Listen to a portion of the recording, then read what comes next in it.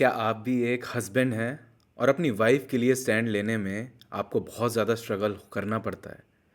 आपकी रिसेंटली शादी हुई हो या आपकी शादी को 8-10 साल 5 साल कितने भी साल बीत चुके हों, लेकिन ये स्टैंड लेने वाली शिकायत अक्सर वाइफ्स की होती है। अक्सर उनके मन में ये सवाल आता है, अक्सर वो इस तरीके की शिकायतें करती हैं कि मेरा हस्बैंड मेरे लिए स्टैंड क्यों नहीं लेता, या आपकी वाइफ आपसे शिकायत करती होगी तुम मेरे लिए स्टैंड क्यों नहीं लेते। जब भी कोई ऐसी बात होती है घर में जहाँ पे मेरे अगेंस्ट कोई चीज़ की जा रही होती है, तो तुम आगे आके क्यों नहीं मेरा स्टैंड लेते।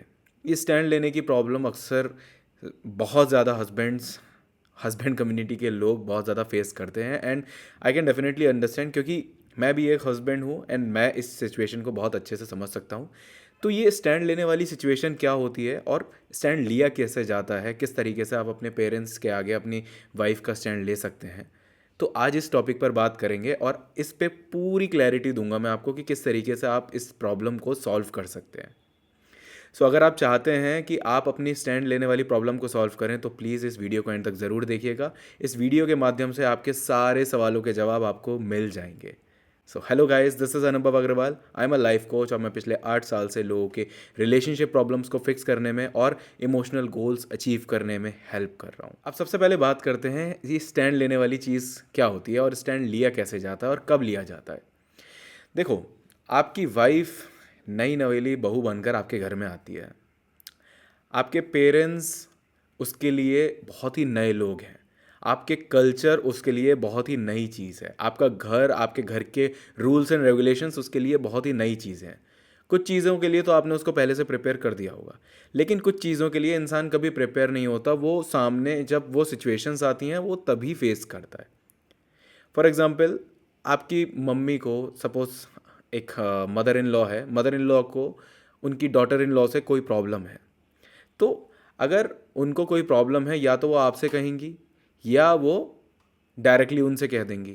तो कई बार होता है कि जब डायरेक्टली दो लोग बात कर रहे हैं, जब डायरेक्टली वाइफ और मम्मी बात कर रही हैं, तो अक्सर ऐसी बहुत सी बातें हो जाती हैं जिसका वाइफ को बुरा लग जाता है। अब वो डायरेक्टली तो बोल नहीं सकती उनको, क्योंकि वो ऑब्वियसली एक बैरियर है, एक दर्जा है उनका। वो जितना हम अपनी मम्मी के साथ में खुले हुए होते हैं उतना हम अपनी सास के साथ में नहीं खुले हुए होते हैं। उनके साथ खुलने में भी बहुत समय लगता है, और एक एक एक शर्म या एक कहना चाहिए एक एटिकेट होता है जो हम बेसिक एटिकेट को फॉलो करते हैं कि हम उन्हें जवाब नहीं दे सकते, या हम उनको उनको कुछ ऐसी बात नहीं बोल सकते जहाँ पे हम गलत हो या ना हो लेकिन वो हमें गलत मानेंगे। तो अक्सर ऐसे में क्या होता है, हस्बैंड का रोल होता है, हस्बैंड का ये रोल होता है कि वो बातों को कन्वे करे। और अगर उसकी वाइफ किसी चीज़ को लेकर अनकंफर्टेबल हो रही है, किसी काम को लेकर अनकंफर्टेबल हो रही है, कुछ चीज़ों को लेकर अनकंफर्टेबल हो रही है, तो वो कन्वे करे अपने मदर, अपने फादर को कि, तो ऐसे में हस्बैंड को अपनी मम्मी और अपने फादर को या अपनी अदर फैमिली मेम्बर को जिनसे वाइफ को प्रॉब्लम हो रही है, उनको वो बात कन्वे की जाए कि हाँ भाई ऐसा ऐसा ऐसा चल रहा है, एंड इस चीज़ को रोकना होगा, या इस चीज़ ये वो ये पसंद नहीं करती है, उसको ये चीज़ करना अच्छा नहीं लगता है, या वो ये नहीं करना चाहती है, तो ये चीज़ को कन्वे करना चाहिए। अगर वो डायरेक्टली बोलेगी तो वो डायरेक्टली बुरी लगेगी या डायरेक्टली बुरी बनेगी, लेकिन जब एक बेटे से माँ को कोई बात आती है तो वो इतनी बुरी नहीं लगती है, क्योंकि वो माँ बेटे का एक रिलेशन है। वो माँ बेटे का, वो बाप बेटे का एक रिलेशन है, वो भाई भाई का, वो बहन भाई का एक रिलेशन है, जहाँ पे वो एक दूसरे को अगर कुछ बोल भी देना तो बुरा नहीं लगेगा। लेकिन जब एक वाइफ से आती भी कोई चीज़, किसी को भी, किसी भी फैमिली मेम्बर के सामने अगर कोई चीज़ आ रही है, तो वो ना बहुत ज़्यादा ख़राब पोर्ट्रे होती है। ऐसे में लड़ाई झगड़े, कॉन्सिक्वेंसेस ख़राब होने की सिचुएशंस बढ़ जाती हैं। ऐसे में चीज़ें ख़राब होने लगती हैं। तो क्योंकि चीज़ें ख़राब ना हो, इसीलिए वो स्टैंड लेने वाली चीज़ आती है। सपोज़ आप तीनों एक जगह पे बैठे हुए हो, आपकी मदर ने आपकी वाइफ के सामने एक बात रखी जिसका आपको मालूम है कि आपकी वाइफ को वो बात समझ में नहीं आएगी, या वो उसको पसंद नहीं आएगी, या वो बात बहुत गलत हो जाएगी, या वो बात बहुत गलत है। तो वहाँ पे आपको चुप नहीं रहना है। अगर आप वहाँ पे चुप रहते हैं तो वहाँ पे क्या होता है, आपकी वाइफ आपसे शिकायत करेगी कि आप मेरा स्टैंड क्यों नहीं लेते हैं। अगर आपकी मम्मी, आपके पापा, आपका भाई, आपकी बहन मुझे कुछ बोल रहे हैं, आपकी भाभी मुझे कुछ बोल रही हैं, या कोई भी मेंबर घर का कोई कुछ बोल रहा है, तो वो अगर पलट के जवाब देगी तो वो बुरी बनेगी। लेकिन आप जब उनको हैंडल करोगे अपने लेवल पे, तो आप दोनों में से कोई भी इंसान इतना बुरा नहीं बनेगा। तो मैं ये नहीं कह रहा कि अपने फादर मदर को जवाब दो, या अपने फादर मदर को क्या आपका मुंह बंद करो, या अपने फादर मदर को ऐसा बना दो कि भाई वो आपसे आपकी वाइफ से कुछ बोल ही ना सके। लेकिन एक पीस मेंटेन करनी बहुत ज़रूरी है, एक मैसेज कन्वे करना बहुत ज़रूरी है। If your wife doesn't like something, you have to tell your parents that she doesn't like it and you can not let her do, और you can not force her to do something.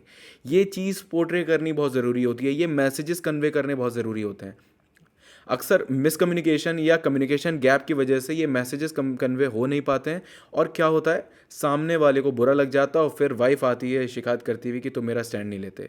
आपके सामने आपकी wife को बेइज्जत कर रहा है कोई इंसान, आपको वहाँ पे स्टैंड लेना है। अगर आपके सामने आपकी वाइफ को कोई उल्टा सीधा बोल रहा है, आपको वहाँ पे स्टैंड लेना है। अब बात करते हैं कि हम स्टैंड क्यों नहीं ले पाते, हम हस्बैंड कम्युनिटी के लोग या हस्बैंड लोग स्टैंड क्यों नहीं ले पाते। देखो, दो रीजंस हो सकते हैं स्टैंड ना ले पाने के। पहला रीज़न ये होता है कि हर सिचुएशन में हमें हमें हमारे पेरेंट्स सही लगते हैं और वाइफ गलत। जब हमें कोई इंसान सही लगेगा ही नहीं तो हम उसके साथ कैसे खड़े होंगे। पहली सिचुएशन में तो ये होता है। दूसरी सिचुएशन में ये होता है कि हमें मालूम है कि हमारी वाइफ सही है, हमारे पेरेंट्स गलत हैं, लेकिन क्योंकि हमने कभी अपने पेरेंट्स को गलत बोला ही नहीं है, क्योंकि वो हमारे लिए बहुत ही ऊंचे दर्जे के लोग हैं, तो हम उनसे जबान लड़ा ही नहीं पाते, या हम उनसे उनके उनके सामने कुछ बोल ही नहीं पाते। इस वजह से भी कई बार होता है कि वो डिसअपॉइंटमेंट आप दोनों के बीच में हो जाती है, आपकी वाइफ आपसे नाराज़ हो जाती है, वो ट्रस्ट ब्रेक करने वाली बात आ जाती है कि आपने उनका ट्रस्ट ब्रेक करा, आप उनके लिए स्टैंड नहीं लेते, और वो शिकायतें फॉर एवर चलती रहती हैं, और एक पॉइंट ऐसा आता है जब इंसान डिस्कनेक्ट हो जाता है पूरी तरीके से। तो स्टैंड कैसे ले सकते हैं, आपने कभी स्टैंड लिया हो या नहीं लिया हो, आपको आदत हो या नहीं आदत हो, एक बात अच्छे से समझ लीजिए, जिस मोमेंट आप घर में एक वाइफ लेकर आते हैं, जिस मोमेंट आपकी शादी हो जाती है, उस मोमेंट से आपकी ज़िंदगी में अब सिर्फ माँ और बाप या भाई या बहन सबसे ज़्यादा इंपॉर्टेंट लोग नहीं हैं इस दुनिया के। अब आपकी दुनिया में, आपके इम्पॉर्टेंट लोगों की दुनिया में एक ऐसे इंसान की एंट्री हुई है जिसका लेवल बहुत ऊंचा है, बहुत ऊंचा। मैं ये नहीं कहूँगा माँ बाप के ऊपर है, मैं ये नहीं कहूँगा भाई बहन के ऊपर है, बस आप ऐसे समझ लो कि बहुत ऊंचा है। इतना ऊंचा है कि कोई भी इंसान उससे कुछ उल्टा सीधा नहीं बोल सकता, क्योंकि वो अपना घर बार सब कुछ छोड़ के यहाँ पे आ रही है। शी डिजर्व्स दैट रिस्पेक्ट, जो वो दूसरों को दे रही है उसको भी मिलनी बहुत ज़रूरी है। जो वो एफर्ट्स दूसरों के लिए कर रही है उसको भी एफर्ट्स मिलने बहुत ज़रूरी हैं।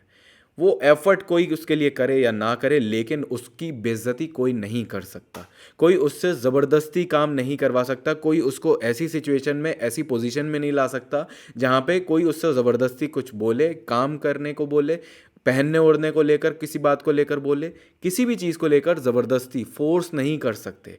और ना ही आप उसको किसी तरीके के टॉन्ट मार सकते हैं, क्योंकि टॉन्ट आपको पड़ नहीं रहे हैं, जब आपको पड़ेंगे तो बहुत दिक्कत होगी। तो बहुत से लोगों के साथ में ये भी चीज़ होती है कि वो टॉन्ट मार देते हैं, हंसते खेलते मजाक मजाक में टॉन्ट मारना, टांग खींचना, फिरकी लेना, ये करने की बहुत लोगों की आदत होती है। मदर इन लॉज हों, फादर इन लॉज हों, मैं किसी एक के लिए नहीं बोल रहा, किसी एक जेंडर के लिए नहीं बोल रहा, दोनों जेंडर्स में ये चीज़ें कई बार होती हैं। अक्सर मेल्स में देखा जाता है, अक्सर फीमेल्स में भी देखा जाता है कि उनकी टॉन्ट मारने की आदत से कई बार उनके और उनकी बहू के बीच में काफ़ी ज़्यादा प्रॉब्लम्स क्रिएट हो जाती हैं। एक हस्बैंड का रोल होता है स्टैंड लेना। आप कभी बोले हैं या नहीं बोले हैं, आपको एक चीज़ मान लेनी है कि अगर आपने बोला नहीं, अगर आपने आज नहीं बोला, तो आपकी वाइफ से आप दूर हो जाएंगे। या तो आप ये चूज़ करिए कि आप पूरे टाइम माँ बाप के साथ या माँ बाप के क्लोज़ रहना चाहते हैं, या आप ये चूज़ करिए कि आप अपनी वाइफ यानी कि आप नई फैमिली के क्लोज़ रहना चाहते हैं। क्योंकि जिन लोगों से बैलेंस बनाना नहीं आता, जिन लोगों को बैलेंस बनाना नहीं आता, वो अक्सर इस चीज़ को कंप्लीट नहीं कर पाते हैं, वो अक्सर इस चीज़ को 100% तरीके से इम्प्लीमेंट नहीं कर पाते हैं। आपके लिए बहुत ज़रूरी है आवाज़ उठाना। अगर आपकी वाइफ को कोई चीज़ नहीं अच्छी लग रही है, you have to convey this message to your parents. उनसे प्यार से बात करो, उनको प्यार से समझाओ, कोशिश करो उनसे बात करने की, उन्हें एटलीस्ट ये फील कराओ that this is also important. आप मेरे लिए जितने ज़रूरी हैं उतनी ही ज़रूरी मेरी वाइफ भी मेरे लिए है। मैं ना उसको कॉम्प्रोमाइज़ कर सकता हूँ, ना ही आपको कॉम्प्रोमाइज़ कर सकता हूँ। अब बहुत से लोगों के साथ क्या होता है, वो स्टैंड लेने के बहाने या स्टैंड लेने के चक्कर में अपने पेरेंट्स को दबाना शुरू कर देते हैं, अपने पेरेंट्स को टारगेट करना शुरू कर देते हैं, विच अगेन गलत साबित होने लगता है। एक इंसान का स्टैंड लेने के चक्कर में आप दूसरे इंसान को अंडर वैल्यू नहीं कर सकते। कला यही होती है, एक हस्बैंड की कला सबसे सबसे अच्छा तरीका यही होता है कि आप अपने पेरेंट्स को ये समझाओ कि वो कितने ज़रूरी हैं आपके लिए, और साथ ही साथ उन्हें ये भी बताओ कि वो भी उनके लिए उतनी ही ज़रूरी है। यहाँ पे कोई कंपैरिजन नहीं चल रहा है कि आप ज़्यादा ज़रूरी या वो ज़्यादा ज़रूरी। देखो, पेरेंट्स को हमेशा एक इनसिक्योरिटी होती है कि कहीं उनका बेटा उनसे दूर ना चला जाए। एक माँ को हमेशा इनसिक्योरिटी होती है कि उसका बेटा उससे दूर ना हो जाए। और उनको ऑपोजिट जेंडर से ये प्रॉब्लम होती है कि कहीं ये लड़की मेरा बेटा मुझसे दूर ना ले जाए, कहीं मुझसे मेरा बेटा छीन ना ले। इसलिए क्या होता है, कई बार वो इंटरफेरेंस ज़्यादा बढ़ जाता है, और उस इंटरफेरेंस के बढ़ने की वजह से दोनों लोगों के बीच में या तीनों लोगों के बीच में बहुत प्रॉब्लम्स होने लगती हैं। अब यहाँ पे हस्बैंड को समझ में नहीं आता कि वो अपनी माँ को या अपने बाप को किस तरीके से समझाए। वो पुराने लोग हैं, उन्होंने पाल पोस के बड़ा किया है, मैं कैसे उनसे कुछ कहूँ। यार बात यह है कि आपको कहीं ना कहीं अपना मुंह तो खोलना पड़ेगा। किसी ना किसी सिचुएशन में तो आपको बोलना पड़ेगा। पहले मजाक मजाक में बोलो, फिर धीरे धीरे सीरियस होना शुरू करो। लेकिन वो स्टैंड लेना बहुत ज़रूरी है। अगर वो स्टैंड नहीं लिया गया, अगर एक सिचुएशन हुई जहाँ पे आपका बोलना बनता था लेकिन आप वहाँ पे चुप खड़े रहे, आपका चुप रहना मतलब आप अपनी वाइफ को सपोर्ट नहीं करते हैं, आप अपनी वाइफ की बेइज्जती होने देंगे, और ये बेइज्जती वो खुद बर्दाश्त नहीं करेगी। आपकी वाइफ आपके पेरेंट्स को पलट के जवाब दे, इससे बेटर है आप खुद पहले सिचुएशन को संभाल लें। क्योंकि जब परिस्थितियाँ ख़राब होती हैं ना, जो इंसान नहीं बोलता है वो भी बोलने लगता है। जब एक इंसान का मुंह खुलता है ना, तो वो अपने आप को रोक नहीं पाता, क्योंकि कोई भी इंसान बेइज्जती इतनी ज़्यादा बर्दाश्त नहीं कर सकता, इतनी ज़्यादा टॉलरेट नहीं कर सकता। हर इंसान की एक लिमिट होती है, हर इंसान का एक एक एक लिमिट होती है जहाँ पे वो फट जाता है, उसके बाद वो फट जाता है। आपकी वाइफ आपके पेरेंट्स से कुछ भी उल्टा सीधा बोले, इससे बेटर है कि आप अपने माँ बाप को अपने लेवल पे समझाओ ना। आप मौका दोगे अपनी वाइफ को बोलने का, तो फिर आपको और भी ज़्यादा बुरा लगेगा कि यार ये मेरे पेरेंट्स से किस तरीके से बात कर रही है। देखो, कोई भी इंसान हो, दुनिया का कोई भी पेरेंट हो, they are not liable to disrespect anyone. ये बात हमेशा याद रख लेना। ना तो वो आपकी बेइज्जती कर सकते हैं, ना ही वो आपकी वाइफ की या आपके बच्चों की बेइज्जती कर सकते हैं। दुनिया का कोई भी पेरेंट किसी तरीके का हक नहीं रख सकता, इस बात का हक नहीं रखता कि वो आपकी बेइज्जती या आपकी वाइफ की या आपके बच्चों की बेइज्जती करे। तो जहाँ पे बात बेइज्जती की होती है, वहाँ पे आपको स्टैंड लेना पड़ता है। अगर आपकी पार्टनर बोल रही है कि यार मुझे ये चीज़ अच्छी नहीं लग रही है, या यहाँ पे मैं डिसरिस्पेक्टेड फील कर रही हूँ, you have to say something. आप वहाँ पे चुप रहेंगे तो वहाँ पे आप बहुत छोटे और बहुत ही नीचे इंसान बन जाएंगे, बहुत नीच हरकत कर रहे होंगे।